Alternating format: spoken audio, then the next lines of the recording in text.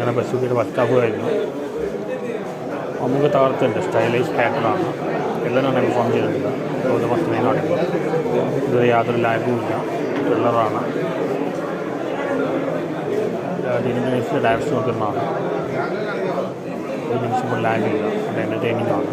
ബീച്ചിൽ എല്ലാവരും മമ്മൂട്ടിയും കണ്ടു. അതേപോലെ കാണുന്നത് മമ്മൂട്ടിയും കാണാം.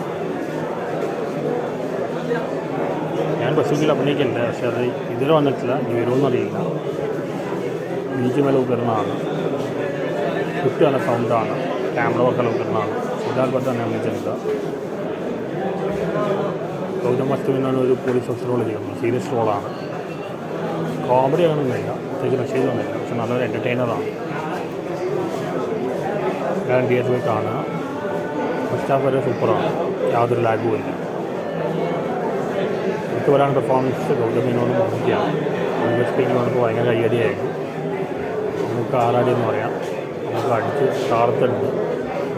സ്റ്റൈലിഷ് ക്യാരക്ടറാണ്. ഇതൊരു പെർഫോമൻസാണ്.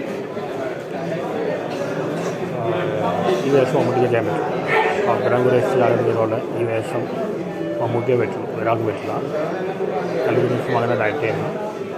എല്ലാം കൊണ്ട് നല്ല മൂവി. എല്ലാവരും തിയേറ്ററിൽ പോയി കാണും. സെക്കൻഡ് ഹാഫ് ഞാൻ ഉണ്ടാവും എന്നറിയില്ല. നോക്കട്ടെ. ചിലപ്പോൾ ഉണ്ടാവും, ചിലപ്പോൾ ഉണ്ടാവില്ല.